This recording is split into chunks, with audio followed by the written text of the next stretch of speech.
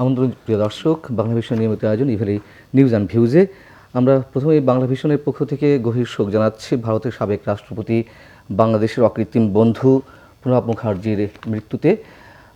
আমরা আলোচনায় যাওয়ার আগে আমি বাংলা ভিশন উপস্থিত আমাদের অতিথিদের সঙ্গে পরিচয় করে দিচ্ছি। প্রথমে রয়েছেন বাংলাদেশ কমিউনিস্ট পার্টি সিপিবির কেন্দ্রীয় কমিটির সম্পাদক রুহিন হোসেন প্রিন্স, রয়েছেন জিটিভি এবং সারা বাংলার প্রধান সম্পাদক সৈয়দ ইশতিয়াক রেজা। আমরা আলোচনা যাওয়ার আগে যথারীতি আমাদের বার্তা কক্ষ থেকে একটু ঘুরে আসতে চাই। সেখানে রয়েছে আমাদের বার্তা সম্পাদক বদরুল আলম নাবিল আমাদেরকে সর্বশেষ খবরাখবর একটু যদি জানাতেন দর্শকদের উদ্দেশ্যে। যেমনটা বলছিলেন, ভারতের সাবেক রাষ্ট্রপতি প্রণব মুখার্জির মৃত্যু, এটাই সর্বশেষ বড় খবর। তো ওনার মৃত্যুর পরে আমাদের রাষ্ট্রপতি এবং মাননীয় প্রধানমন্ত্রী শেখ হাসিনা আলাদা আলাদা শোকবাণী দিয়েছেন। প্রধানমন্ত্রী শেখ হাসিনা তার শোকবাণীতে উল্লেখ করেছেন যে তিনি বাংলাদেশের অভ্যুদয় শুরু করা হচ্ছে মুক্তিযুদ্ধ চলাকালীন সময় এবং তার পরবর্তীতে বাংলাদেশের উন্নয়নে কী রকম নেপথ্যে থেকে ভূমিকা রেখেছেন, প্রকাশ্য ভূমিকা রেখেছেন, সেসব তিনি উল্লেখ করেছেন। এবং শোকবাণীতে তিনি এটাও বলেছেন যে প্রণব মুখার্জি ছিলেন বঙ্গবন্ধু পরিবারের পারিবারিক বন্ধু এবং অভিভাবকও বটে। তো বাংলাদেশের অকৃত্রিম বন্ধুর প্রাণে প্রধানমন্ত্রী এবং রাষ্ট্রপতি সহ বাংলাদেশের শোক, তার গুণগ্রাহীরা শোক জানিয়েছেন। আর বাংলাদেশে একদিনের শোক ঘোষণা করা হয়েছে, যেটা পালিত হবে বুধবারে। আর ভারতে 7 দিনের শোক ঘোষণা করা হয়েছে। এর বাইরে গুরুত্বপূর্ণ একটা ছোট খবর, খুব বেশি আলোচিত হয় না, বাট গুরুত্বপূর্ণ বলে আমার কাছে মনে হয়েছে। সেটা হচ্ছে কয়েকদিন আগেই গণস্বাস্থ্য কেন্দ্র, প্লাজমা সেন্টার এবং পিসিআর ল্যাব উদ্বোধন করেছিল। এটা আজকে স্বাস্থ্য অধিদপ্তর থেকে একজন পরিচালক গণস্বাস্থ্যকে ফোন করে জানিয়েছেন যে তাদের এই প্লাজমা সেন্টার এবং পিসিআর ল্যাব বন্ধ করার নির্দেশ দিয়েছেন। যেহেতু এটা অনুমোদিত নয়, এ কারণে আলাদা করে এটার জন্য পারমিশন নিতে হবে। হাসপাতালের বাইরেও এটা পিসিআর ল্যাব এবং প্লাজমা সেন্টার পরিচালনা করতে হলে অনুমোদন নিতে হবে। অনুমোদন না নেওয়ায় এটা বন্ধ করার জন্য বলা হয়েছে, না হয় মোবাইল কোর্ট পরিচালনা করে এটা বন্ধ করে দেওয়ার হুঁশিয়ারি দেওয়া হয়েছে। এর বাইরে আর একটা খবর কয়েকদিন ধরে আলোচনায় আছে, সেটা হচ্ছে খুলনার একজন 20 বছর জেলে বন্দি ছিল বিনা বিচারে, মানে বিনা দোষে। তার স্ত্রী এবং সন্তানকে খুনের দায়ে তাকে 20 বছর জেল খাটতে হয়েছিল, কিন্তু পরবর্তীতে হাইকোর্ট এবং সুপ্রিম কোর্ট থেকে প্রমাণিত হয়েছে যে তিনি আসলে এই হত্যাকাণ্ডের জন্য দায়ী নয়। তিনি আজকে মুক্তি পেয়েছেন। খুলনা কারাগার থেকে মুক্তি পাওয়ার পরে তার যে 20 বছর বিনা দোষে তিনি কারাদণ্ড ভোগ করলেন, তার জীবনের সুবর্ণ সময়টা তিনি হারালেন, এজন্য আক্ষেপ প্রকাশ করেছেন। আর তার আত্মীয়রা একটা অভিযোগ করেছে, সেটা গুরুত্বপূর্ণ, যে তদন্ত কর্মকর্তার 50,000 টাকা ঘুষ চেয়েছিলেন, সেটা না দেওয়ার কারণে তাকে এরকম ফাঁসানো হয়েছিল বলে তার স্বজনরা জানিয়েছেন। তো এটা খুবই একটা মর্মান্তিক ঘটনা। এই পর্যন্ত ছিল সর্বশেষ খবর। আপনাকে রুহিন হোসেন প্রিন্স, প্রথমে আপনার কাছে আসতে চাই। প্রণব মুখার্জির মৃত্যুর যে সংবাদটি আমরা সবাই জানি, কম বেশি যারা দেশের খবর রাখি বা আন্তর্জাতিক বিশ্বের খবর রাখি, প্রণব মুখার্জি বাংলাদেশের একজন অকৃত্রিম বন্ধু ছিল, এটুকুই জানি। অনেকেই কম বেশি জানেন। যদি তার সম্বন্ধে একটু বলতেন। এবং শুরুটা যদি আমি এভাবে বলি যে ইন্দিরা গান্ধীর সময়, যখন প্রধানমন্ত্রী ছিলেন বাংলাদেশের মুক্তিযুদ্ধের সময়, তিনি ছিলেন তখন তার উপদেষ্টা, এবং বাংলাদেশকে সার্বিকভাবে মুক্তিযুদ্ধের যাবতীয় যত দূর সম্ভব সহায়তা করার জন্য তার কাছ থেকে পরামর্শ নিয়ে তিনি ইন্দিরা গান্ধী, এবং তিনি বাংলাদেশের অকৃত্রিম বন্ধু হিসেবে সেই থেকে যে শুরু করলেন মৃত্যুর পূর্ব পর্যন্ত, নিশ্চয়ই তিনি বাংলাদেশের তার আত্মীয় হয়েছিলেন। সেই হিসেবে আপনার মূল্যায়ন। না, ধন্যবাদ আপনাকে। না, কথার শুরুতেই আমি ভারতের সাবেক রাষ্ট্রপতি প্রণব মুখার্জির এই মৃত্যুতে গভীর শোক প্রকাশ করছি এবং আমাদের পার্টির পক্ষ থেকেও গভীর শোক প্রকাশ করছি। যে আসলেই প্রণব মুখার্জির সাথে বোধহয় বাংলাদেশের সম্পর্ক, মানুষের সম্পর্ক, বিশেষ করে এখানে সাংবাদিকরা যারা আছেন, আমরা যতটুকু দেখি এই সম্পর্কটা একটা ভিন্ন মাত্রার ছিল। তার হয়তো একটা কারণ, ওনার ভূমিকার কথা পরে আসি, তিনি বাঙালি, এই অঞ্চলেরও তিনি বৈবাহিক জীবনও এরকমের। আর একটা সর্বশেষ দিক বা এটা যেটা শুনি, যে বাংলাদেশের সাংবাদিক সহ যারা যেতেন ওনার ঘরে যাওয়া আসার এত অবাধ সুযোগ এবং সেটাকে উনি এত আন্তরিকতার সাথে নিতেন। সুতরাং এটা একটা বাঙালির কি বলে সমাজ সংস্কৃতিরও পার্ট যদি বলেন, তাতে একটা যেন অন্তরের আত্মীয় হিসাবে সামনে চলে আসছেন। সেই সুবাদেই আমি একটা অন্যতম বিউটি দেখি, সেটা মানুষ ছিলেন প্রণব মুখার্জি। এটি একটি দিক। তিনি একজন একেবারেই নিচ থেকে উঠে আসা রাজনীতিক, পারিবারিকভাবে যুক্ত হইলেও, এবং তিনি যে রাজনীতি করতেন তার নীতিনিষ্ঠ অবস্থান সেখানে তিনি বজায় রেখেছেন। আর বাংলাদেশের সম্পর্ক এবং বাংলাদেশের স্বার্থ রক্ষা, সেক্ষেত্রে আমি আজকে এটা নিয়ে আলোচনা করতে চাই না, শুধু এটুকু বলি তিনি যে দলের প্রতিনিধিত্ব করতেন তার বাইরে উঠে তো তার করার কিছু ছিল না। সুতরাং বিবেচনা সেখান থেকে করা উচিত, সুতরাং সেটাকে হিসাবে রাখতে হবে।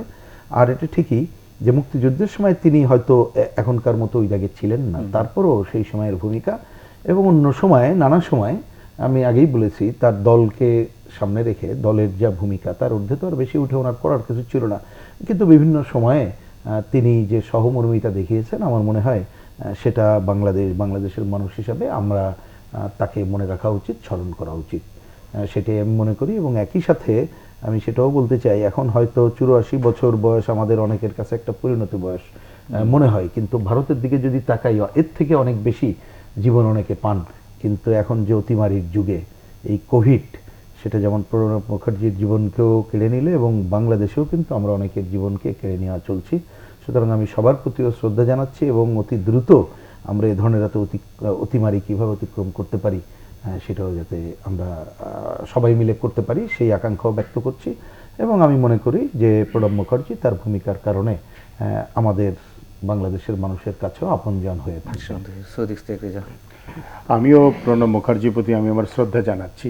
দেখেন, বাংলাদেশের মুক্তিযুদ্ধ 1975-এর পরে যে পরিবেশ, তারপরে যে বাংলাদেশের গণতন্ত্রে ফিরে আসা 1990-এর পরে, প্রত্যেকটা ক্ষেত্রে প্রণব মুখার্জির ভূমিকা আছে, যেটা উনি বলেছিলেন। এবং বাংলাদেশের প্রতি তার যে একটা অকৃত্রিম ভালোবাসা, কারণ তিনি এই বাংলার জামাই, সেই হিসাবে কিন্তু আমি কিন্তু অন্যভাবে দেখি। আমি প্রণব মুখার্জির যে কয়েকটি বই আছে, কোয়ালিশন ইয়ার্স, টার্বুলেন্ট ইয়ার্স বা দ্য ডিকেড, এই বইগুলো যদি যখন পড়ি তখন এক অন্যরকম রাজনীতিবিদকে, যে রাজনীতিবিদ ধরেন লিবারাল ডেমোক্রেসির ভিতর থেকে যে একটা মানুষ বেড়ে ওঠা, তার একটা ছোট্ট উদ্ধৃতি যদি আমি আপনার সামনে একটু মনে করতে পারি, ইংরেজিতে লেখা কিন্তু বাংলায় যদি আমি বলি, তিনি বলেছেন, আমি অনেক দেখেছি। আমার জীবনের দীর্ঘ সফরে আমি বহু পরিবর্তন দেখেছি। তিনি বলেছেন যে আমি কুপিজালা একটি বাংলার গ্রাম থেকে ঝাড়বাতি দিল্লির রোশনাই আমি নিজেকে দেখেছি, কিন্তু জনতার সাথে মিশে একটি ভাবনা আমার মনে উদয় হয়েছে যে ওই উপমহাদেশের মানুষের অপমান শুধুমাত্র ক্ষুধায়। কি ভয়ঙ্কর কথা, চিন্তা করতে পারেন আপনি। তো তার বইগুলো যদি আপনি পড়েন, প্রত্যেকটা ক্ষেত্রে ধরেন আইন প্রণয়ন, কিংবা ধরেন কংগ্রেসের রেজলিউশন লেখা, কিংবা ধরেন কংগ্রেসের কনফারেন্স, কিংবা ধরেন ইন্দিরা গান্ধী যখন 77-এ হেরে গেল, প্রত্যেকটা ক্ষেত্রে তার যে ভূমিকাগুলো, ওটা পুরোটাই হলো কি প্রো পাবলিক, মানে জনগণ কি চাচ্ছে, বারবার কংগ্রেস নেতৃত্বকে তিনি সেই মেসেজটা দিতে যাচ্ছেন।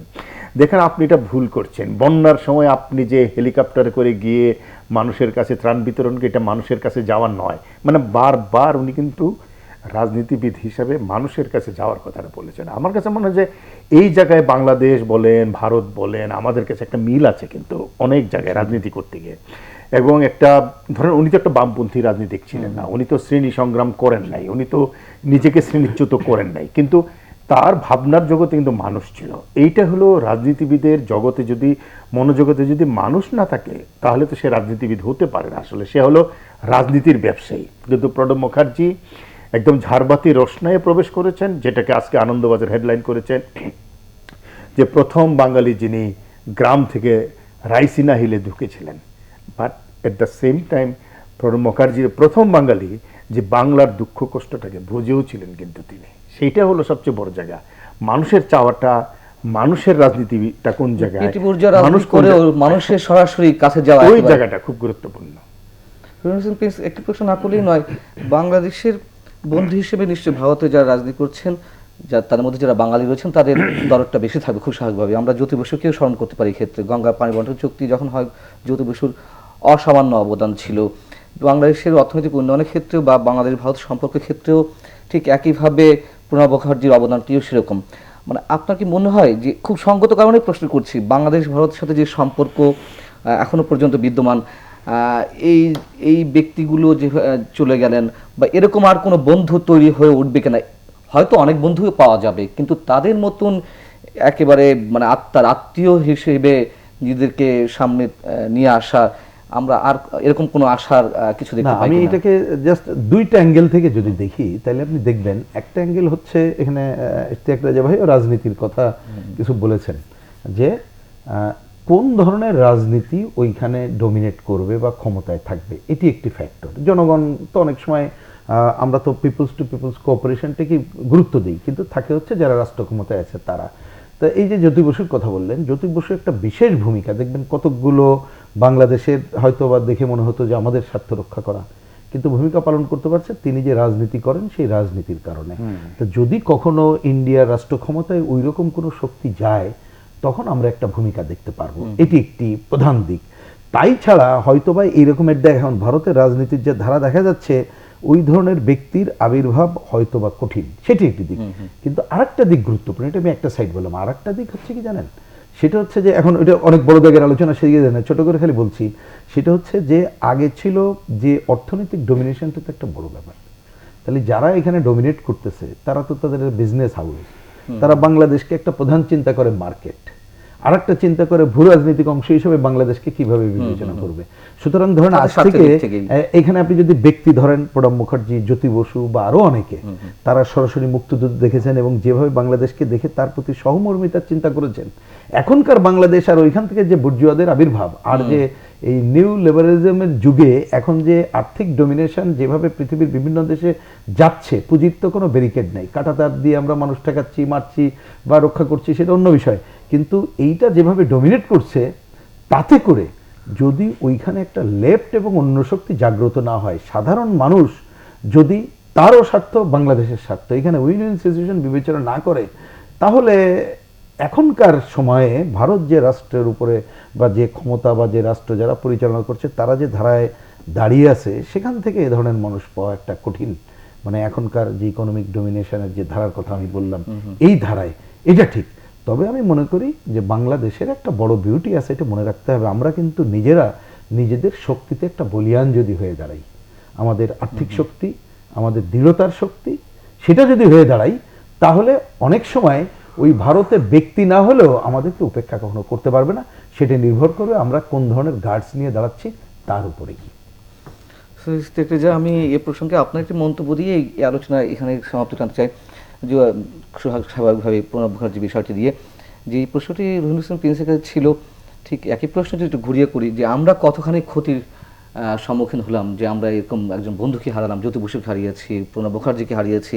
সরকারি পর্যায়ে যতই বলা হোক যে ভারতের বর্তমান যে সরকার মৌলবাদী সরকার, তাদের সাথে আমাদের মানে তাদের শব্দ নয়, এটি সরকারি শব্দ নয়, বলছে যে বর্তমান যে সরকার রয়েছে তাদের সঙ্গে আমাদের সম্পর্ক ইতিহাসের সর্বোচ্চ পর্যায়ে রয়েছে। এর পাশাপাশি তো আরও অনেক বিতর্ক রয়েছে। যাই হোক, সে মৌলবাদী সরকার হোক আর উদার গণতান্ত্রিক সরকার আসুক, যেই আসুক, এরকম বন্ধু আর পাওয়া যাবে কিনা, বা অথবা আমরা কতখানি ক্ষতির সম্মুখীন হলাম? না, আমরা অনেক বড় ক্ষতির সম্মুখীন হলাম, কারণ প্রণব মুখার্জি যে রাজনীতি ভারতে করতেন না কেন, তিনি কিন্তু ভারতের সব রাজনৈতিক দলের কাছেই অত্যন্ত শ্রদ্ধাভাজন ব্যক্তি ছিলেন। আজকে যদি আপনি নরেন্দ্র মোদীর টুইট বার্তা দেখেন কিংবা সীতারাম ইয়েচুরির যে বক্তব্য দেখেন, প্রত্যেকেই কিন্তু তার প্রতি যে রেসপেক্টটা দেখেছে। ভারতের রাজনীতির কিন্তু আমাদের রাজনীতির মধ্যে এত শার্প বিভাজিত না, সেখানে কিন্তু ডিবেট আছে, বিতর্ক আছে, কিন্তু আবার কিন্তু এক ধরনের ঐক্য আছে ভারতের প্রশ্নে। আপনার নিশ্চয়ই মনে আছে যে প্রণব মুখার্জি যখন বাংলাদেশে আসছেন, তখন তো তিনি আসলে কংগ্রেস ক্ষমতায় নাই, কিন্তু ভারতের সরকার কিন্তু দেখেছে যে তার রাষ্ট্রপতি সেখানে গিয়েছে এবং তাদের সাথে যে আচরণ করেছে তখনকার বিরোধী দল, সেটাকে তারা ভালোভাবে নেয়নি। প্রণব মুখার্জি বাংলাদেশের ক্ষেত্রে ভারতের সম্পর্কে একটা বড় ধরনের সেতু বন্ধনের কাজ করতেন। তার একটা মনস্তাত্ত্বিক প্রভাব ছিল, একটা বুদ্ধিভিত্তিক প্রভাব ছিল ভারতের রাজনীতিতে, এবং সেটা বাংলাদেশের জন্য একটা বড় ক্যাটালিস্ট হিসেবে কাজ করতো। এবং সেখানে আমি বলবো যে একটা বড় ধরনের ক্ষতির আমরা সম্মুখীন হয়েছি, এবং এই ক্ষতিটা আসলে পূরণ করবার নয়, যেটা প্রধানমন্ত্রীও বলেছেন যে একেবারেই ঘনিষ্ঠতম সম্পর্ক আমাদের মধ্যে যেটা ছিল, এবং তিনি বাংলাদেশকে ওন করতেন। জার্মান থেকে যখন তারা বঙ্গবন্ধু কন্যা সেখানে গেলেন, রাজনৈতিক আশ্রয় বিষয়ে তার যে ভূমিকা ছিল, তার ভূমিকা ছিল। আরেকটা হলো যে ভারতের রাজনীতিতে কংগ্রেস এবং বাংলাদেশের রাজনীতি আওয়ামী লীগ, এই যে ঐক্যটা, কিন্তু সেটার বাইরে গিয়ে প্রণব মুখার্জি কিন্তু সব পলিটিক্সের ঊর্ধ্বে নিজেকে নিয়ে যেতে পেরেছিলেন এবং তিনি কিন্তু ব্যক্তি হিসেবে একটা প্রতিষ্ঠানে পরিণত হয়েছিলেন। ওই জায়গাটা আমি বলবো বাংলাদেশ মিস করতে থাকবে আর কি আগামী দিনগুলোতে। তবে তার অতিমারির কারণে তিনি চলে গেছেন এবং তিনি হয়তো আরেকটু আয়ু পেতে পারতেন, আরও ভূমিকা রাখতে পারতেন। সবচেয়ে বড় কথা যে তিনি ইতিহাসের নির্মাতাদের একজন, কিন্তু সুতরাং ইতিহাস নির্মাণ করেছেন যারা এই উপমহাদেশে, বাংলাদেশের মুক্তিযুদ্ধ বলেন, তার আগের কনটেক্সট, পরের কনটেক্সট এবং ভারতের এখনকার যে কনটেক্সট, এই সবগুলো জায়গায় তার একটা নির্মাণের ছাপ ছিল। সেই নির্মাতা চলে গেছেন, সেটাই তো একটা বড়।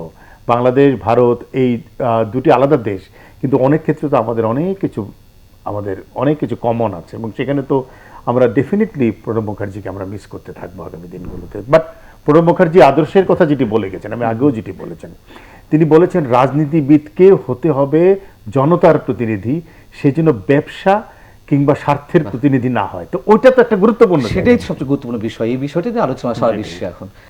প্রিন্স, আমরা একটি নির্বাচন কমিশনের বিষয়ে আলোচনা করতে চাই। তারা নতুন করে যে একটি আইন সংশোধনের উদ্যোগ নিয়েছিল যে বাংলায় সব কিছু করা হবে, ইউনিয়ন পরিষদকে পল্লীসভা, সিটি কর্পোরেশনকে নগরসভা, এরকম বাংলায় শব্দ পরিবর্তন করা হবে এবং পাশাপাশি প্রার্থিতা বাতিলের ক্ষেত্রে তার নিজের ক্ষমতা নিজেই রদ করতে চেয়েছিল।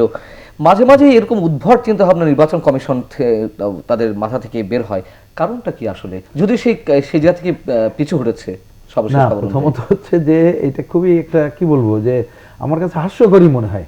কারণ যে নির্বাচন কমিশন ফেল করছে, তার যে দায়িত্ব, এটা সাংবিধানিক প্রতিষ্ঠান, তো তার যে প্রধান দায়িত্ব যে একটা সুষ্ঠু নির্বাচন সম্পন্ন করা, এ ব্যাপারে তো ফুললি ফেল।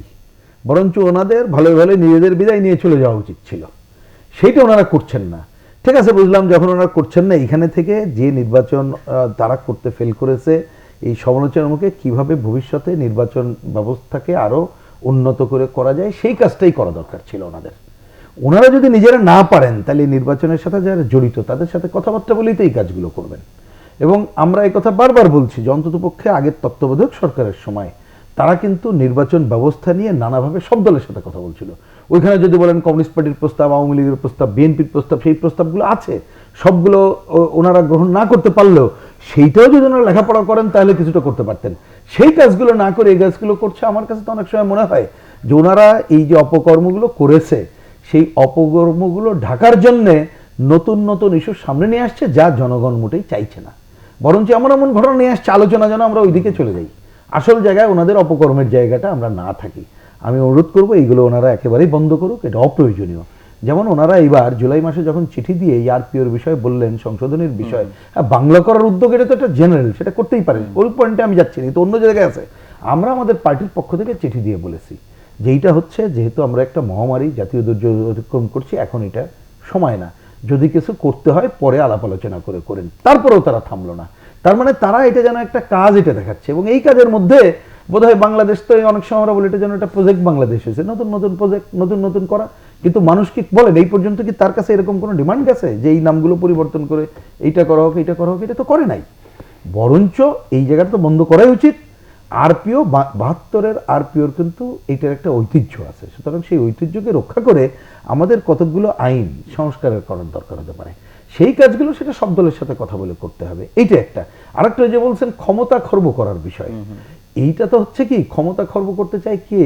সে যখন অন্য উপরের কারোর দিকে তাকায় নিজে দায়িত্ব পালন করতেছে এবং নিজের চেয়ারেরটাই যেন নিরাপদ হয় সেটা চিন্তা করে। কিন্তু চেয়ার তো নিরাপদই, সাংবিধানিক পোস্টের চেয়ার তো নিরাপদ। বরঞ্চ দায়িত্ব পালন করার যেটা কথা ছিল, সেই কাজটা তারা যে করতে ব্যর্থ হয়েছে, সেই ব্যর্থতা ঢাকার জন্য এটা আমার ব্যক্তিগত মনে হয় যে তারা এই নতুন নতুন তকমা নিয়ে আসছে, যা মোটেই গ্রহণযোগ্য না। এই প্রসঙ্গে আরেকটা কথা বলি খালি, যে ধরেন রাজনীতি করার অধিকারের প্রশ্ন, হ্যাঁ, রাজনৈতিক দলের নিবন্ধন, কতগুলো নিয়মকানুন এটা হয়েছে, আমাদের দল নিবন্ধিত রাজনৈতিক দল, কতগুলো রাজনৈতিক দলের গণতন্ত্রের প্রশ্ন, সেখানে নারী নেতৃত্বের প্রশ্ন, আর্থিক স্বচ্ছতার প্রশ্ন, নানা প্রশ্ন। এটা খুব জরুরি, জনগণের সামনে রাজনীতিবিদ হিসাবে বা দল হিসাবে জবাবদিহিতা করা যায়, নির্বাচন কমিশনে সেটুক করতে পারে। কিন্তু একটা রাজনৈতিক দল যাতে মানুষ গঠন করতে পারে, তারা তাদের ভয়ে যাতে রেজ করতে পারে, এমন নিয়ম আনা উচিত না যার মধ্য দিয়ে আমরা আরও বেশি রাজনৈতিক দলকে নিরুৎসাহিত করব। সেই কাজটা করার ধারায় তারা যাচ্ছে, এইটাকে মোটেই গ্রহণযোগ্য বলে আমরা মনে করি না। সো দিক থেকে যে নির্বাচন কমিশন তো আরও অনেক কাজ রয়েছে, অনেক গুরুত্বপূর্ণ কাজ। দেখা যায় প্রতিটা ইলেকশনের আগেই কোনো কোনো বিষয়ে বা কোনো না কোনো ক্ষেত্রকে অবলম্বন করে সীমানা নির্ধারণ নিয়ে একটা যে কেউ মামলা ঠুকে দেয়, নির্বাচনগুলো স্থগিত হয়ে যায়। এরকম আরও অসংখ্য অনেক বিষয় রয়েছে নির্বাচন কমিশনের সামনে কাজ করার। সেইগুলো বাদ দিয়ে যদিও রুহুল ইসলাম প্রিন্স বলেছেন যে আসলে তারা কতটুকু গুরুত্ব সহকারে এই কাজগুলো করছেন বা যেগুলো করার চেষ্টা করছেন সেগুলো নানান ধরনের প্রশ্ন। আসলে কি তাদের কোনো কাজ নেই? কাজ না থাকলে কিছু একটা করতে হবে, বিষয়টি কিরকম? বা প্রজেক্টের কথা বললেন আপনি, অফিয়ারে বলছেন নতুন নতুন প্রজেক্টের কথা। না, অ্যাবসলিউটলি নাই কাজ তো খই বাজ আর কি, কিন্তু ওনারা খইও ভাজতে পারে না, সেটাও ঠিক মতো করতে পারে না। নির্বাচন করার তো তাদের জন্য খই ভাজার মতন, সেটাও তারা করতে পারে না ঠিক মতো। এখন যেটা হয়েছে যে এই যে ধরেন যে পরিবর্তন করা, যে সিটি কর্পোরেশনের নাম নগরসভা, ইউনিয়ন কাউন্সিলের নাম পল্লীসভা ইত্যাদি ইত্যাদি করা, এগুলোর হইল কি জানেন? এগুলো হলো এক ধরনের যখন কোনো কাজ নাই এবং নিজেদের অন্য কোনো দিকে ডাইভার্ট করতে হবে নিজেদের অ্যাটেনশন, কিংবা নিজেদের জন্য কোনো ধরনের বেনিফিট তৈরি হয় এরকম কোনো কাজ তৈরি করা। বাংলাদেশের একেবারে যিনি লেখাপড়া করেননি তার কাছেও কিন্তু ইউনিয়ন পরিষদ পরিচিত, তার কাছে সিটি কর্পোরেশন পরিচিত, তার কাছে পৌরসভার মেয়র পদটা পরিচিত, কাউন্সিলর পদটা পরিচিত। আপনি কি কোথাও কাউকে প্রশ্ন করতে দেখেছেন যে তিনি এটা বুঝতে পারছেন না? যেখানে বুঝতে পারছেন না সেটা হলো যে আপনি নির্বাচন ঠিক মতো কোনো করতে পারেন না, সেই উত্তরটা আগে বরং দেওয়া দরকার। আরেকটা গুরুত্বপূর্ণ জায়গা দেখেন, আজকে ওনাদেরই আরপিওর অর্ডার অনুযায়ী যে রাজনৈতিক দলগুলোর 33% নারী সদস্য হবে, সেটাকে আজ পর্যন্ত করতে পেরেছেন? বরং সেখানে তারা এখন সংশোধনের জায়গায় যাচ্ছেন, যেহেতু ব্যর্থ হয়েছেন ওনারা, এখন বলতেছেন ওটাকে তারা পিছিয়ে দেবেন। এটার মাধ্যমে আমরা এরকম কাজ মাঝে মধ্যেই দেখি, যেমন যে প্রথম কথা হলো এই কাজটা তাদের না, এটা ইলেকশন কমিশনের অ্যাবসলিউটলি তাদের কাজ। এই কাজটা সরকারের নির্বাহী বিভাগ রাজনৈতিক বিভাগের সাথে সংসদের সাথে ঠিক করবে যে কাজটা। সুতরাং পৌরসভার নাম কি হবে এটা ইলেকশন কমিশনের কাজ নয়, সেটা তারা করতে পারে না। এখন তারা সেখান থেকে পিছিয়ে আছে। আমি মনে করি যে এই পিছিয়ে আসাটা তাদের জন্য শুভবুদ্ধির উদয় হয়েছে। এর আগে আমরা বেশ কিছু এরকম কাজ দেখেছি, ধরেন বিভিন্ন জেলার নাম, কুমিল্লার নাম সিও দিয়েছিল, কারা কারা বুদ্ধি দিয়ে সিইউ দিয়ে সুমিল্লা করেছে। এটা যে কুমিল্লা হয় নাই সেই বুদ্ধিটুকু কিন্তু আমাদের মামলাতন্ত্রের নাই। বগুড়ার নাম করেছে বাগুড়া, এটা কিন্তু বগুড়া হয় নাই, কিন্তু বগুড়া থেকে বাগুড়া করেছে। চট্টগ্রামের নাম করেছে চট্টগ্রাম। এই কাজগুলো আমাদের আমলাতন্ত্র, আমাদের এরকম নির্বাচন কমিশন, আমাদের যারা যারা এরকম আছে, সাংবিধানিক বলেন আর প্রতিষ্ঠান বলেন আর নির্বাহী বিভাগ বলেন, তারা এই কাজগুলো মাঝে মধ্যে করেন। এগুলোর করার ভিতর দিয়ে আসলে তারা যে এক ধরনের অদক্ষতার অসক্ষমতার ভিতর দিয়ে যাত্রা করছে সেটাই করেন। আর একটা হলো এইটা একটা প্রকল্প বানালেই আমরা দেখি যে তাদের লাভ। ইলেকশনই ঠিক মতো হলো না, কোথায় তারা প্রশিক্ষণ দিয়ে কোটি কোটি টাকা লেকচার দিয়ে আদায় করে নিয়েছেন সেটা নিশ্চয়ই আপনার মনে আছে, সেটা আমরা জেনেছি। কোথায় তেনারা প্রশিক্ষণ দিয়েছেন, কোথায় বক্তৃতা দিয়েছেন, আজ পর্যন্ত কোথাও জবাব দিয়ে আছে সেই জায়গাটার? কোটি কোটি টাকা যে তারা বিল নিয়ে নিয়েছেন সেই জায়গাটার সাংবিধানিক প্রতিষ্ঠানের থেকে, এটাও তো একটা জবাবদিহিতার জায়গা আমার কাছে মনে হয়।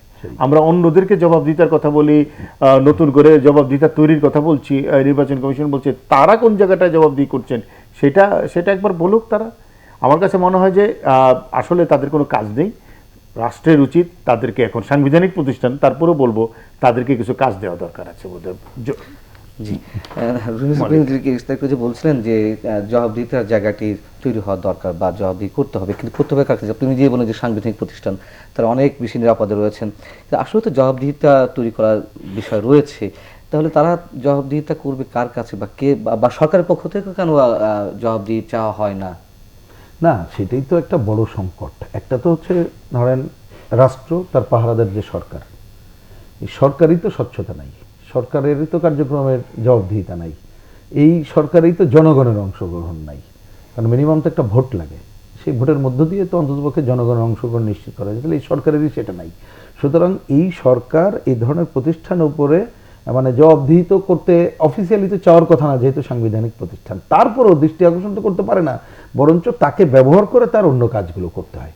সুতরাং আমি এটা চাইবে এবং করবে, হয়তো খুব সাধারণভাবে বললেন তাদের কিছু কাজ দেওয়া হোক আর কি, কিন্তু কে কাজ দেবে তাদের? বরঞ্চ কিভাবে রাতের ভোট করলো অন্যবার আরো কোনো উন্নততর বুদ্ধি করা যায় কিনা সেই কাজ কেউ যদি বলতে পারে, কিন্তু সেইটা না। পয়েন্টটা হচ্ছে যে আমরা সিনসিয়ার জায়গা থেকে যদি বলি, সেটা হচ্ছে একটা সাংবিধানিক প্রতিষ্ঠান, তার তো কতগুলো অধিকার আছে, ক্ষমতা আছে, সেই চর্চাটা করার জায়গায় সে যাচ্ছে না কেন?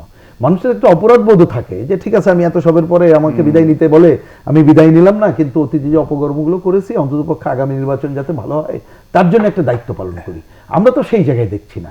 সুতরাং আমি অন্যকেও তাদের কাছ থেকে চাবে এখন যে সরকার ক্ষমতায় আছে সেই জায়গায় আমার প্রত্যাশার জায়গা নাই, কারণ বাস্তবতা সেটা পারমিট করছে না। না, সেখানেই স্বচ্ছতা নাই। 33% নারী এটাই দেখি। ইস্যুটাতে রাজনৈতিক দলগুলোকে চাপ দেওয়ার কথা তা না, আমি সে বরং বলছে সংশোধন না, করুন। সেটা অবশ্য আমি ওই পয়েন্টটাকে আমি এইভাবেই দেখি, পয়েন্ট খুবই কারেক্ট। উনি বলছেন যে এই যে ধরেন আমরা ওই সময় যে আরপিও করলাম এবং এই 33% প্রশ্ন অন্য প্রশ্ন, এটা আমি দায়িত্ব নিয়ে বলছি, আমার দল থেকে আমি সহ একটা টিমও কাজে ছিলাম, অন্য দলেও ছিলেন, তা আমরা তো সবাই এগ্রি করেছিলাম। হ্যাঁ। তাহলে এইটা করার পরে যে প্রতিষ্ঠানকে আমরা বছরে বছরে খরচের মানে আমাদের খরচের হিসাব সহ অন্য দেই, তারা তো দেখছে আমাদের এই তালিকা। হ্যাঁ। তাদের শুধু এখন না, প্রতি মুহূর্তে প্রতি বছর কি হচ্ছে এই মনিটরিংটা করা উচিত ছিল যদি তারা দায়িত্ব পালন করতো। সেইখানেও দায়িত্ব পালন করে না। তাহলে আজকে আমার সেটাই প্রশ্ন, বললাম, আমার সেটাও করে ব্যক্তিগত কথা বলছি, যদি কথার কথা কোনো কারণে এইটাকে ডেট যদি দিতেও হয় তাহলে তো সেই দলগুলোর সাথে কথা বলবে, সে তো জানতে চাইবে যে ভাই সমস্যাটা কি, কিভাবে হচ্ছে না, কেন তারা আসতে পারছে না নারীরা। সেটা কোনো আয় ব্যয়ের হিসাবটাও তো ঠিক না, করতে বলছি, পারছে না রাজনীতি। জানে যে মিনিমাম যদি সেন্স থাকে তো তারা তো ওই ধরনেরই দায়িত্ব পালন করার কথা ছিল,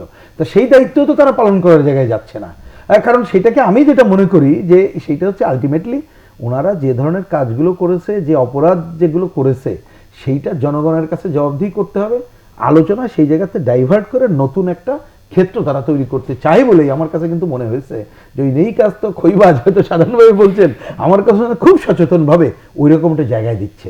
এবং খেয়াল করবেন যে এটা আসছেই, অনেক লেখালেখির মধ্যে তথ্য এটা আসছে, যখন বিভিন্ন সময় সামরিক শাসক বন্যরা আসে তারা কি করে এই ধরনের কতগুলো নতুন নতুন তকমা সামনে নিয়ে আসে, নিয়ে এসে কি করে যাতে করে আলোচনাটার দিকে ডাইভার্ট মানুষ যাতে এনগেজ হয়ে যায়। এনগেজ হয়ে যায়। তা সেটা এই কাজটাই তারা করতেছে। তা দয়া করে সেটা করার দরকার নেই। আমি রেজা ভাইয়ের সাথে সুর মিলিয়ে বলি যে অন্তত পক্ষে ওই যে খইবাজার কাজ যদি ভোটের কাজও ধরি, তা যেটা করতে পারেনি তারা সেই কাজটা অন্তত পক্ষে করুক। আর নিজেরা যেহেতু তারা ফেল করেছে, এদের কাছ থেকে আমাদের প্রত্যাশার কিছু নেই। নিশ্চয়ই বাংলাদেশের মানুষ যেভাবে চায় সেই ধারায় ভবিষ্যতে একটা নির্বাচন কমিশন গঠন হবে এবং তাদের কাছ থেকেই আমরা ওই ধরনের প্রত্যাশিত জিনিস আশা করব, সেটাই আমরা করতে চাই আর কি। আমরা একটু সাবেক সেনা কর্মকর্তা সিনহা হত্যাকাণ্ডের বিষয়ে যেতে চাই। সৌদি ইস্তেক রেজা, প্রদীপ প্রধান আসামি যে তাকে তো চতুর্থ দফায় রিমান্ডে নেওয়া হয়েছে, যদিও আইনি প্রক্রিয়া চলছে সব কিছু, তারপরে এরকম একটা গুঞ্জন উঠেছে যে শেষমেশ আদৌ সিনহা হত্যাকাণ্ডের কিছু হবে কিনা, এরকম একটা গুঞ্জন শুরু হয়েছে এর মধ্যে। এই বিষয়ে আপনার কোনো বক্তব্য? না, আমি এই গঞ্জনে কান দিতে চাই না। আমি মনে করি যে এই হত্যাকাণ্ডের একটা বিচার হবে। এই হত্যাকাণ্ডের বিচার হবে কারণ এখানে আমি এক ধরনের সকল পক্ষকে খুবই সিরিয়াস দেখতে পাচ্ছি এবং এখানে এই আলোচনাটাও খুব কনটেক্সচুয়াল। ধরেন যদি এখানে যদি মেজর সিনহা না হয়ে খুব সাধারণ একজন নাগরিক হতো তাহলে এই হত্যাকাণ্ডটা এই হত্যাকাণ্ডটা যুক্ত হতো প্রদীপ এবং লিয়াকতের, ইন্সপেক্টর লিয়াকতের কৃতিত্ব হিসেবে, আরো একটি সংখ্যা হিসেবে, এবং তার আগামীতে এটার জন্য আর একটু প্রমোশন দাবি করতে পারতেন। কিন্তু যে ফ্রি রান ট্রিগার হ্যাপি হতে হতে এমন এক জায়গায় পৌঁছেছে যে তারা কাকে মারছে কাকে ধরছে সেই জায়গায় তো তাদের কোনো বাছ বিচার ছিল না, একটা জায়গায় এসে তারা ধরা খেয়েছে। এখন এই হত্যাকাণ্ডটার একটা বিচার হবে, কিন্তু এটার ভিতর দিয়ে অনেকগুলো বিষয় তো আমাদের সামনে উঠে এসছে। একটা হলো যে এটি একটি জঘন্য হত্যাকাণ্ড এবং এটা একটি অপ্রত্যাশিত এবং অত্যন্ত বেদনাদায়ক ঘটনা। একটা চৌকস সামরিক কর্মকর্তা, তিনি চাকরি ছেড়ে বাংলাদেশটাকে পৃথিবীর বুকে তুলে ধরতে চেয়েছেন তার মাধ্যমে, এবং তিনি বাংলাদেশের ভালো কিছু চাচ্ছিলেন যে বাংলাদেশের সৌন্দর্যকে পৃথিবীর সামনে নিয়ে যাবেন। সেই মানুষটাকে এত নির্দয়ভাবে, অত্যন্ত অসুন্দরভাবে তাকে হত্যা করা হয়েছে। কিন্তু এইটার মাধ্যমে বেশ কিছু জিনিস, সিনহার মা যেটি বলেছেন যে আমি চাই যে এটার মাধ্যমে বিচার বহির্ভূত হত্যাকাণ্ড যেন এখানেই শেষ হয়, এটা একটা বড় প্রার্থনার জায়গা, বড় চাওয়ার জায়গা। আমি মনে করি যে এটা খুব গুরুত্বপূর্ণ। কিন্তু এর বাইরে যেটা এসেছে যে ক্রস ফায়ার তো ইটসেলফ একটা বড় ধরনের ঘটনা, কিন্তু ক্রস ফায়ারের ভয় দেখে চাঁদাবাজি করা, সম্পদ লুট করা, পরিবারগুলোকে বিনষ্ট করে দেওয়া, দরিদ্র মানুষকে নিঃস্ব করে দেওয়া, মাদকের চোরা কারবারদেরকে সহযোগিতা করা, যেই অভিযোগগুলো একের পর এক এখন উঠছে। আপনি হয়তো বলতে পারেন যে মানুষ পরিস্থিতির সুযোগ নিচ্ছে। হ্যাঁ, মানুষ তো পরিস্থিতির সুযোগ নেয়। এই ওসি প্রদীপ এবং লিয়াকত তো পরিস্থিতির সুযোগ নিয়ে মানুষের বাড়িতে বাড়িতে হানা দিয়েছে, এখন মানুষ সুযোগ নিয়ে বলছে। সুতরাং আপনি তো সেইভাবে দেখতে হবে বিষয়টা। এবং আজকেও কিন্তু প্রদীপের বিরুদ্ধে আরও একটি মামলা আমরা দেখতে পেলাম। সুতরাং এইগুলোকে রাষ্ট্রের উচিত খুব গুরুত্বপূর্ণ দেওয়া। আমরা আইনের শাসন বলি, সমাজে মানুষের যে ক্ষমতায়ন বলি, এই সমস্ত ক্ষেত্রে কিন্তু এই বিষয়গুলোকে আমি মনে করি যে কোনো খারাপ জিনিসের একটা ভালো দিক থাকে, খারাপের একটা ভালো দিক থেকে, ভালো দিকটা হলো একটা সুযোগ তৈরি করে। একটা অত্যন্ত জঘন্য ঘটনা ঘটেছে, খারাপ ঘটনা ঘটেছে, যেটা অপ্রত্যাশিত ঘটনা ঘটেছে, সেনা হত্যাকাণ্ড, কিন্তু এটার মধ্য দিয়ে আমি মনে করি যে একটা সুযোগ তৈরি হয়েছে যে টেকনাফ, উখিয়া ওই অঞ্চলে মেরিন ড্রাইভ কেন মরণ ড্রাইভে পরিণত হলো, কেন সেখানে এত হত্যাকাণ্ড হলো, মাদক কি নির্মূল হয়েছে? যদি মাদক নির্মূল না হয়ে থাকে তাহলে এই হত্যাকাণ্ডগুলোর একটা জবাবদিহিতা প্রয়োজন আছে। মানুষ যে অভিযোগগুলো করছে যে সম্পদ জ্বালিয়ে দেওয়া, লুট করা, মানুষের বাড়িতে ঢুকে টাকা নিয়ে যাওয়া, তাকে ইয়াবার কথা বলে ফাঁসিয়ে দেওয়া, স্বর্ণালঙ্কার লুট করা, বাড়িতে ক্যাশ টাকা লুট করা, ধর্ষণের মতন ঘটনা ঘটানো, এই প্রত্যেকটা অভিযোগের একটা করে তদন্ত হওয়া উচিত। এবং আমি মনে করি এটা পুলিশ বাহিনীর জন্যও কিন্তু একটা নতুন, আমি বলে যে সুযোগ তৈরি হয়েছে। এবং নতুন পুলিশ প্রধান যিনি বলছেন যে তিনি একটা বড় ধরনের গুণগত পরিবর্তন আনতে চান, আমি বলবো তার জন্য কিন্তু এটি একটি, আমি মনে করি যে গেটওয়ে ওপেন হয়েছে। তিনি এটাকে দেখে, এটাকে বিচার করে সামগ্রিক পুলিশ বাহিনীকে নতুন করে চিন্তা ভাবনা করতে পারেন। কিন্তু 1861 সালের আইন দিয়ে একটা স্বাধীন দেশের পুলিশ বাহিনী পরিচালিত হতে পারে কিনা, সেটাও তো একটা গুরুত্বপূর্ণ বিষয়। আজকে বাংলাদেশ স্বাধীন হয়েছে 50 বছর হতে চলেছে। সেই কবে আমরা 47-এ আমরা ব্রিটিশ থেকে মুক্তি পেয়েছি, তারপরে লড়াই সংগ্রাম করেছি, নতুন বাংলাদেশ গড়ার চেষ্টা করেছি বঙ্গবন্ধুর নেতৃত্বে, যে বাংলাদেশ হবে শোষণ বঞ্চিত, মানবিক মর্যাদার বাংলাদেশ। তাহলে সেই বাংলাদেশ কেন উপনিবেশ 1861 সালের আইন দিয়ে পরিচালিত হবে, পুলিশ আইন দিয়ে? 2007 সালের সেই পুলিশ সংস্কার কমিশন কোথায়? এর আগে 96 আওয়ামী লীগ সরকার নিচে ক্ষমতায় এসে পুলিশ রিফর্মস কমিশন করেছিল, সেটা রিপোর্ট কোথায়? আমি মনে করি যে এগুলো সবগুলো নতুন সুযোগ তৈরি করেছে। এই দৃশ্যমান বাহিনী, যেটা মানুষের সাথে সবচেয়ে বেশি সম্পর্ক, রাষ্ট্রের অনেক বাহিনী থাকে, সবচেয়ে দৃশ্যমান বাহিনী। আরেকটা কথা বলি, পুলিশ বাহিনীকে যতটা আমরা বাহিনীতে পরিণত করেছি, লেফটেন্যান্ট জেনারেলের মধ্যে 3 স্টার জেনারেল করেছি, আমাদের পুলিশ বাহিনীর প্রধানকে 3 তারকা করেছি, থানার ওসিকে 2nd ক্লাস থেকে 1st ক্লাস করেছি, কিন্তু আমি কি একটা সেবাদানকারী বাহিনীতে পরিণত করতে পেরেছি? যতটা বাহিনী বানিয়েছি ততটা কি সেবাদানকারী সংস্থা বানিয়েছি? এই প্রশ্নগুলো কিন্তু আমাদের সামনে। প্রিন্স সৌদি সেক্রেটারি সংক্ষেপে অনেক বিষয়গুলো নিয়ে আসলেন। যদি তার ভিতর থেকে একটি বিষয় আমি শুধু আপনার কাছে প্রশ্ন করি, যে প্রতিটি হত্যাকাণ্ডের তদন্ত হওয়া উচিত বা পুলিশ বাহিনীর ভূমিকা উজ্জ্বল করার জন্যই আরও অনেক বিষয় তিনি গ্রহণ করার কথা আবেদন জানিয়েছেন। আপনি কি মনে হয় কিছুই আমরা আশা করতে পারি, বা বিগত দিনের অভিজ্ঞতায় যে তিক্ত অভিজ্ঞতা আমাদের রয়েছে, সেখান থেকে আমাদের আশা কতটুকু হতে পারে? এটা আমি মনে করি খুব, আমরা জিনিসটাকে যদি সহজ করে হিসাব করি, ইশতিয়াক ভাই যেটা বলেছেন খুবই কারেক্ট বলেছেন, ওনার সাথে আমি সহমত পোষণ করে ওই ধারাবাহিকতায় তাহলে বলি।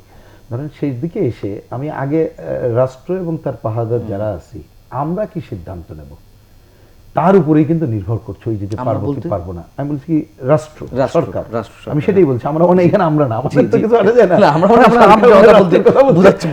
সরকার এবং রাষ্ট্রের কথা বলছি। এটা চলে আসি অন্য কথায়, যে ওনার কথা দিয়ে মনে পড়ে গেল যে এটা আমরা তো ইতিহাসের পাঠ দিকে জানি যে বঙ্গবন্ধু নাকি যে মুক্তিযুদ্ধের পরে তিনি বলেছিলেন যে আমার পুলিশ বাহিনী হবে মিলিশিয়া বাহিনী, আমি এদেরকে ওইরকম পুরনো ওই যে ওই পাকিস্তান আমলের মতো এই বাহিনী করবো না, আমি মিলিশিয়া বাহিনী করবো। তার মানে একটা স্বেচ্ছাসেবী বাহিনী, সেবাদান। তাহলে আপনি ফান্ডামেন্টাল জায়গায় আসেন, সেটা আপনি করবেন কিনা। তা সেটা করার সাথে কিন্তু সুশাসন জড়িত, এবং এদেরকে আপনি কি ধরনের সংস্থা হিসেবে গড়ে তুলছেন সেটা করতে হবে। এই যে রেজা ভাই কারেক্টলি বললেন যে ওইখানে যদি এইখানে সিনা না অন্য কেউ হতো, তাহলে হয়তো বা তার জন্য এটা একটা পুরস্কার জায়গাটা হতো। তাহলে এটা করলো কে? তো রাষ্ট্র, তারাই তো আমরা করেছি। তাহলে দায় তো সেইখান থেকে আপনি বিবেচনা করতে হবে। সেইখানে যদি কোনো, আমি মনে করি যে কিছুটা অন্তত হলেও যে চেতনার উদ্ভব হয়, আপনি কিছুটা আশা করতে পারি। সেইটা ছাড়া খুব একটা আশার জায়গায় যেতে চাই না। আমি খালি সিনা হত্যাকাণ্ড নিয়ে এইটুকু একটু বলতে চাই যে আজকে দেখলাম যে এই প্রয়াত সিনার আম্মা তিনি আশাবাদ ব্যক্ত করেছেন যে এইটা তিনি মনে করেন যে এই বিচারটা হবে, যদি আমি টেলিভিশনে যেটা শুনলাম। সুতরাং আমিও সেটা করতে চাই, কিন্তু দরকার যেটা আবার ওনার কথার সাথে মিলাই, ওইখানে এই পর্যন্ত যত ক্রস ফায়ার, যত অন্যায় অনিয়ম হয়েছে, তার বিরুদ্ধে যে পুরো কি হয়েছে এটা যদি আমরা তদন্ত করে নিয়ে আসতে পারি এবং সেখানে যদি কিছুটা ভূমিকা রাখতে পারি, তাহলে পুরোটা আমরা সফলতার জায়গায় যাব। এইটা একটা দিক। আর একটার সাথে এটা মনে রাখতে হবে, এইটার সাথে জড়িত হয়ে যায় তো বাণিজ্য। আমাদের ওইখানে মাদক, ওটা কিন্তু নির্মূল করা দরকার। সুতরাং তার জন্য যা যা করার সেই কাজ করতে হবে। ওইটা আবার আপনি একেবারে ছেড়ে দিলেন, সেটাও ঠিক হবে না। পাশাপাশি কিন্তু এই যে ক্রস ফায়ারের নামে যে একটা খালি মানুষ হত্যা তো না, রেজা ভাই বলেছেন, আমি খালি রিপিট করছি যে এটা তো একটা বাণিজ্যে পরিণত হয়েছে। এবং বাণিজ্যের ধারা দেখেন, ওই যে আমি আপনাদের বোধহয় বার্তা সম্পাদকের তথ্যে শুনছিলাম যে 20 বছরে বিনা বিচারে জেল কেটে যে বেরোলো, তার আত্মীয় স্বজন বলছে 20 বছর আগে 50,000 টাকা দিতে হ্যাঁ, পারেনি। 50,000 টাকার কারণে ভুল রিপোর্ট দেওয়ার এটা হয়েছে। তো তখন ছিল যদি ওই আমলে 20 বছর আগে 50,000 টাকা এই ঘটনা ঘটতে পারে, তাহলে এখন কত 50 লক্ষ লক্ষ টাকার ঘটনা, তাহলে এটাই তো স্বাভাবিক পরিণতিতে দাঁড়িয়েছে। এর সাথে এটা কিন্তু নির্ভর করছে রাষ্ট্র এবং সরকার আমরা কোন ধরনের বাহিনী হিসাবে তাতে করব, এবং আমি এদেরকে পুরস্কৃত করব না তিরস্কৃত করব, এর সাথে অবশ্যই ওই সংস্কারটা জড়িত। আমি খালি এটা মনে করার জন্য বলছি, 2007 সালে এই সংস্কার নিয়ে যখন আলোচনা হয় তখন কিন্তু এখানে তত্ত্বাবধায়ক সরকারের সময় এইখানে নানা মহল জড়িত ছিলামও কিন্তু। তো সেই আলোচনা আর গেল না কেন? কারণ আমরা রিপোর্টও তো দেওয়া হয়েছিল। হ্যাঁ, দেওয়া হয়েছিল, মানে যেটা হোক, কিন্তু তাহলে কি যারা ক্ষমতায় থাকতেছি তারা এদেরকেই আমি আমার ব্যবহার করার বাহিনী কি করছি, সেই জায়গাটা যেন না থাকে। আমি বিশেষভাবে আমি এটা বলতে চাই, এত সবের পরে দেখেন কোনো একটা ঘটনা ঘটলেও কিন্তু পুলিশের কাছেই তো যে আশ্রয় নিতে হয়, সমস্যা তো সেই জায়গায়। সেখানেই সুতরাং সমস্যা। এইখানে অবশ্যই যে ঘটনা ঘটেছে শুধুমাত্র সিনার ঘটনার যেমন বিচারের সাথে সাথে বাংলাদেশে তো একটা তো হত্যাকাণ্ড হলো না, এই ধরনের যত হত্যাকাণ্ড আছে এই সবটার জায়গায় যদি আমরা খুঁজে বের করার জায়গায় যেতে পারি এবং কারণ অনুসন্ধানে যেতে পারি এবং তার যদি একটা সমাধানে যেতে চাই, পাশাপাশি এই যে মাদক সহ বিভিন্ন নির্মূলে যদি আমাদের আইনের কোনো ত্রুটি থাকে, কারণ একটা ঘটনা যখন আমরা এটাকে ধরেন মানুষের কাছে অনেক সময় গ্রহণযোগ্য হচ্ছে কেন, সে দেখছে একটা অপরাধী, সে অপরাধ থেকে জেলখানায় গেলে কোনোভাবে পার পেয়ে যাচ্ছে এবং তার পেছনে গডফাদাররা আবার তাকে প্রশ্রয় দিয়ে অপরাধের জায়গায় চলে যাচ্ছে। তাহলে এইখানে আপনি প্রশ্রয় দেওয়া বন্ধ, আইনের ত্রুটি থাকে, অন্য জায়গায় থাকে, এই কাজগুলো কিন্তু আপনাকে করতে হবে। অর্থাৎ একই সাথে এই সামগ্রিক ভাবে যদি আমরা এই কাজগুলো করতে পারি, তার সাথে প্রধানত ছোট ছোট কিছু কাজ, তাহলেই হবে। ধরেন যে উপজেলা পর্যায়ে মৎস্য কর্মকর্তা, কৃষি কর্মকর্তা, উপজেলা পর্যায়ে আপনার সমবায় কর্মকর্তা, প্রত্যেকে বিসিএস ক্যাডার কর্মকর্তা যাচ্ছে, থানায় একজন নন বিসিএস কর্মকর্তা। সেটা কেন বিশেষ করে হবে না? কেন হবে না? যে পদমর্যাদা আমরা দিচ্ছি এখন, ক্ষমতা, সেখানে তো মানুষের সাথে সম্পৃক্ততা আরো হ্যাঁ, বেশি। তা আপনি ওই জায়গাটার একটা ছোট প্রশাসনিক পদক্ষেপ নেন না, সেটাও তো একটা গুরুত্বপূর্ণ পরিবর্তন একটা সিদ্ধান্ত নিঃসন্দেহে। আমরা একটু ভ্যাকসিন প্রসঙ্গে সৌদি থেকে যে আপনার কাছে জানতে চাই, যেহেতু চীনের সিনোভ্যাক কোম্পানি যেটা তৈরি করে তাদের ভ্যাকসিনটা বাংলাদেশে মানুষের উপর ট্রায়াল করার জন্য অনুমতি সরকার দিয়েছে। এরপর আবার রাশিয়া থেকে যে সরকার পক্ষ থেকে আমরা জানতে চাচ্ছি, রাশিয়া তাদের ভ্যাকসিন এখানে উৎপাদনের জন্য জানতে চাচ্ছি করা যাবে কিনা। ভারত যে ভ্যাকসিনটা তৈরি করছে যুক্তরাজ্যের অক্সফোর্ডের, সেটিও আমাদের একটি প্রতিষ্ঠান তার সাথে যুক্ত হয়েছে। যেহেতু এই প্রশ্নটা করার কারণ একটি, সেটা হচ্ছে ভ্যাকসিন নিয়ে শুধু বাংলাদেশ না, সারা বিশ্বব্যাপী তো একটা বাজার দখলের বিষয় আসবে। সেখানে আমরা রাজনীতিমুক্ত থেকে কতখানি আমরা এই বিষয়গুলো নিয়ন্ত্রণ করতে পারবো? যদিও পররাষ্ট্রমন্ত্রী গতকাল বলেছেন যে আমরা রাজনীতিমুক্ত থেকেই সব কিছু করব, এই বিষয়ে আপনি কতখানি মানে নিঃসংক চিত্তে আছেন? এটা বলার আগে আজকেই গার্ডিয়ান পত্রিকা একটা রিপোর্ট আপনাকে মনে করিয়ে দিই, যে গার্ডিয়ানে যে দিনটা চলে গেল সেখানে একটা রিপোর্ট করেছে যে ভ্যাকসিন যদি খুব তাড়াহুড়া করে খুবই বিচার বিবেচনা করে মাঠে নামানো না হয়, তাহলে করোনার এখন যে পরিস্থিতি তার চেয়ে খারাপ পরিস্থিতি অপেক্ষা করছে। এটা গার্ডিয়ানের রিপোর্ট কিন্তু। এবং সেখানে একটা কথা বলেছে, রাজনীতিবিদরা আর বাণিজ্যিক কোম্পানিগুলোকে খুব দ্রুততার সাথে ভ্যাকসিন আনতে চাচ্ছে, কারণ তাদের উভয়েরই লাভ আছে এই জায়গাটাতে। সেটা হলো ওদের একটা মন্তব্য। কিন্তু আমি সেই জায়গার বাইরে গিয়ে প্রথমেই বলি, বাংলাদেশে আমাদের স্বাস্থ্যমন্ত্রী বলেছেন করোনা এমনি এমনি চলে যাবে, ভ্যাকসিনের প্রয়োজনই হবে না। সেই তিনি আবার সিনোভ্যাকের ভ্যাকসিন, যেটা চায়নার যে ভ্যাকসিন, সেটা ট্রায়ালের কথা বলেছেন। সুতরাং এখানে একটা বৈপরীত্যটা দেখেন তার নিজের ভিতরে। তারপরে আমি বলবো যে বাংলাদেশ সরকারকে আমি বলবো যে প্রধানমন্ত্রীর নেতৃত্বে একটা সক্রিয়তা আছে, কিন্তু তিনি চাচ্ছেন, বাংলাদেশ সরকার চাচ্ছে যে প্রত্যেকটা উৎসকে কাজে লাগাতে। সেই কারণে তিনি ইন্ডিয়ান ভ্যাকসিনের কথা যেমন চিন্তা করেছেন, যেটি অক্সফোর্ডের ভ্যাকসিন, যেটা সিরাম ইনস্টিটিউটের মাধ্যমে আসবে, সিনোভ্যাকের যেটা চায়নার কথা বলছেন, তার বাইরে তিনি আজকে রাশিয়ার কথাও আমাদের স্বাস্থ্যমন্ত্রী বলছেন। আর তার অর্থ হলো যে বাংলাদেশ সরকার কোনো অপশনকেই ছাড়তে চাচ্ছে না। এবং যেহেতু বাংলাদেশ কোভ্যাক্সের সদস্য, ফলে 20% ভ্যাকসিন কিন্তু আমরা বিনামূল্যে অথবা স্বল্প মূল্যে এমনিতেই পাবো। সুতরাং সেটাও কিন্তু প্রশ্ন হলো, আমরা যে ট্রায়ালটা দেরি করলাম, এর আগে আপনার মনে আছে বিএমআরসি ট্রায়ালের কথা বলেছিল, সেইটাকে শেষ পর্যন্ত আমলাতান্ত্রিক জটিলতা কতদিন দেরি করে ফেললো। এই বিলম্বটার জন্য কিন্তু আমাদের একটা মূল্য দিতে হবে। হয়তো এমনও হবে আমরা ট্রায়ালে যেতে যেতে মডার্না কিংবা অক্সফোর্ডের ভ্যাকসিন হয়তো মার্কেটে চলে আসবে, তখন আমরা কিভাবে সেটাকে হ্যান্ডেল করব সেটা একটা গুরুত্বপূর্ণ বিষয়। আর একটা হলো ভ্যাকসিন উৎপাদন বাংলাদেশে যদি কাউকে করতে হয়, এটা যেন মনোপলি কারণ না হয়। এইটা যদি একবার ধারায় একটা কোম্পানিকে কিংবা একক ব্যক্তিকে এটা দিয়ে দেওয়া হয়, সে কিন্তু বাংলাদেশের এখনকার যে পরিস্থিতি আমরা দেখছি সেখানে কিন্তু একটা বড় ধরনের নৈরাজ্য তৈরি হবে। এমনিতেই 75টি দেশের মতন দেশ কিন্তু, যেটা বিল গেটসের উদ্যোগ আছে, যারা পাবলিক গুডস হিসেবে এটাকে স্বল্প মূল্যে বা বিনামূল্যে পাবে। আমার কাছে মনে হয় যে বাংলাদেশের সেখানেই কিন্তু বড় ধরনের ভূমিকা রাখা দরকার। এবং আমাদের প্রধানমন্ত্রী কিন্তু ভ্যাকসিন অ্যাওয়ার্ড প্রাপ্ত একজন, আন্তর্জাতিক অ্যাওয়ার্ড প্রাপ্ত।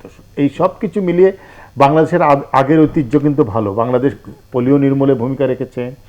বাংলাদেশ প্রত্যেকটা ক্ষেত্রে কিন্তু এর আগে দেখা গেছে যে ভ্যাকসিনের ক্ষেত্রে বাংলাদেশের ভূমিকা খুব ইতিবাচক। আমি মনে করি এই জায়গায়ও ইতিবাচক থাকবে, কিন্তু আমরা কতটা সতর্কতার সাথে পা ফেলতে পারছি, কতটা এক্সট্রিম হতে পারছি। ভারতের কথা দেখেন, ভারত কিন্তু এই গুরুত্বপূর্ণ সময়ে ভারত একটা লড়াইয়ের ভিতর দিয়ে যাচ্ছে, কিন্তু তারা কোনো অপশন ছাড়ে না। তারা রাশিয়ান ভ্যাকসিন কিনছে, তারা কিন্তু অক্সফোর্ডের সবচেয়ে বড় ক্রেতা হয়ে দাঁড়িয়েছে। তারা এমন একটা অবস্থা তৈরি করছে, তারা সারা পৃথিবীর 60% ভ্যাকসিন নিজেরা তৈরি করবে, সিরাম ইনস্টিটিউট। সুতরাং আমিও মনে করি বাংলাদেশের সেই সক্রিয়তাটা প্রয়োজন আছে। যেখানে টাকা দরকার সেখানে টাকার বুকিং দিতে হবে, যেখানে ফ্রিতে পাওয়া যাবে সেটা ফ্রির বুকিং দিতে হবে, যেখানে ট্রায়ালের মাধ্যমে আমাকে যেতে হবে সেই ট্রায়ালের জায়গাটা কিন্তু সক্রিয় থাকতে হবে। আবার জিও স্ট্র্যাটেজিক্যাল পলিটিক্সের বিষয় তো রয়েছে, সেই প্রশ্নটি প্লিজ আপনার কাছে, যে ভ্যাকসিন বা টিকার ক্ষেত্রে আমরা অনেক বেশি সাফল্য অর্জন করেছি, এটি নিঃসন্দেহে বলা যায়, কিন্তু এইসব জায়গায় তো বাজার দখলের বিষয় ছিল না, এসব জায়গায় বা আন্তর্জাতিক রাজনীতিরও প্রশ্ন ছিল না। এখন এই মুহূর্তে এসে এইগুলো মোকাবিলা করে আমরা আমাদের বিগত দিনের যে সফলতা ভ্যাকসিনের ক্ষেত্রে, সেটি আমরা কতখানি বজায় রাখতে পারবো? না, কতখানি বজায় রাখতে পারবো থেকে আমি কতখানি বজায় রাখার প্রচেষ্টা গ্রহণ করছি, আমার মনে হয় সেই সময় আমাদের ব্যাপার আছে। এইটা একটা দরকার। একটা তো আমরা চাই না চাই বাস্তবতা, যে পুরো যা ঘটনা তাতে রাজনীতি আছে, বাণিজ্যটা আছে, তো সেইটাকেও আমরা কিভাবে ডিল করবো সেটি একটা ব্যাপার। এক্ষেত্রে দুইটা প্রধান প্রশ্ন। তাহলে আমার এই যে কাজের ক্ষেত্রে প্রথমে কাজ কি করবো, আমার জনস্বাস্থ্যবিদ বা যারা এই ব্যাপারে এক্সপার্ট তাদের ওপিনিয়নটা একটা প্রধান হবে। এই ওপিনিয়নের পরে কোনো রাজনৈতিক কারণে আমরা যেন জিনিসটাকে কালক্ষেপণ না করি, এটা মনে রাখা দরকার। এই যাবে একটা কালক্ষেপণের কথা উনি বলেছেন, বাস্তবতায় এই একটা দিক। যতটুকু আমরা খবরাখবর জানি যে জাতিসংঘ তার একটা নীতিমালা যেটা করেছে, যে উনি কতগুলো কথা বললেন, আমি সময়ের দিকে সেদিকে আর যাচ্ছি না, এই নীতিমালায় কতগুলো পজিটিভ দিক আছে। তাহলে এই নীতিমালাকে অনুসরণ করে আমরা যাতে যথাসময়ে ভূমিকা রাখতে পারি, সব অপশন খোলা রেখে, এটা একটা পজিটিভ জায়গা। এখনো পর্যন্ত সেটা আমরা দেখতে পাচ্ছি, সেই জায়গাটা করা দরকার। চীনের ভ্যাকসিনের যে অনুমতিটা একটু দেরি হয়ে গেছে, তারপরে দেওয়া হয়েছে, এটাকে আমি পজিটিভভাবেই দেখি। এই জায়গাগুলো দেখা খুব জরুরি হয়ে পড়েছে, এই একটা দিক। আরেকটা দিক আমরা সবচেয়ে দৃষ্টি আকর্ষণ, আমি ওই রেজা ভাই অনেক কথা বলেছে, রিপিট করতে চাই না, আমি জরুরি আরেকটা পয়েন্টটাকে সেটা দিতে চাই। একটা তো আমার যেন স্থানীয় মনোপলি না হয়, ওইটা যেমন আছে, তাহলে করতে হবে কি, এই যে ভ্যাকসিনগুলো সেইটা আসার পরে এইটা যাতে ডিস্ট্রিবিউশন সিস্টেমটা কি হবে। আমি কি শুরুতে যখন ওই যে কোভিড ট্রিটমেন্টে আমি ভিআইপির ফাঁদে পা দিয়ে ফেললাম, ওইটা থাকবে, নাকি আমার একটা প্রয়োজন অনুযায়ী এবং বাংলাদেশের জনগণের বিভিন্ন অঞ্চলে যা আছে, যেখানে আমাদের কমিউনিটি ক্লিনিক সহ যেখানে আছে, সেটা সমতার ভিত্তিতে বন্টনের জায়গায় যাবে, আগে থেকে এই ধরনের জায়গাটা থাকা দরকার, এটি একটা দিক। আর আমি এই কথাটা একটু অজ্ঞের মতোই বলি, যে ধরুন অত বুঝবো না, কিন্তু রেজা ভাই কথা বলেছেন বলে বলি, এইটা তো কারেক্টই, যে আমি যখন একজন ভ্যাকসিন চিন্তা করব, আমাকে তো তার কার্যকারিতা চিন্তা করেই করতে হবে, নাহলে হুটহাট করে না করাই উচিত। আমি জাস্ট একটা অন্য মনে হলো এখানে বলে একটা স্মৃতি, সেটা হচ্ছে কি, এই যে কোভিডের সময় 30শে মার্চ, আমি নাম বলতে চাই না, যে আমি একটা জায়গায় দেখা হলো একজনের সাথে, এবং তখনই শেষ করি, যে তখন দেখলাম যে ব্যাপক সংখ্যক মাস্ক নিয়ে আসছে, কিট নিয়ে আসছে, এই পরে দেখা গেল এই সবটাই প্রকৃতপক্ষে কার্যকরী না। আমি ওয়েবসাইটে ঢুকে দেখলাম ওই সময় চীনে, আমি 30শে মার্চের কথা বলছি, আমি বাসায় যেয়ে দেখলাম যে 4000 নতুন কোম্পানি তারা অনুমোদন পেয়েছে, এবং তারা এই জিনিসগুলো তখন এটা স্টার্ট করছে, অর্থাৎ দ্রুত নিয়ে আসে এবং বিক্রি করা। সেই ফাঁদে যাতে আমরা পা না দেই, এবং বাংলাদেশের যে আমাদের বিভিন্ন প্রতিষ্ঠান আছে, বিভিন্ন যে অর্গানাইজেশন আছে, তারাও যাতে এই ক্ষেত্রে উৎপাদনের পার্টও যাতে হতে পারে, এবং যাতে আমরা বিভিন্ন ওই যে সুযোগগুলো আছে কম পয়সায়, হ্যাঁ, বিনামূল্যে আমাদের যে সুযোগগুলো আছে, এটাকে কাজে লাগাই, যার জন্য দেশ বিদেশে আমাদের যে কূটনীতিকরা আছে সবাই মিলে এটা অ্যাসাইন করা দরকার বলে আমাদের কাছে মনে হয়। আমরা আশা ব্যক্ত করবো। অনেক ধন্যবাদ রহিনুল ইসলাম, ধন্যবাদ সাংবাদিক ইশতিয়াক রেজা। তো শেষ করছি, এই ছিল আজকে আলোচনা। ভালো থাকুন, নিরাপদে থাকুন, শুভরাত্রি।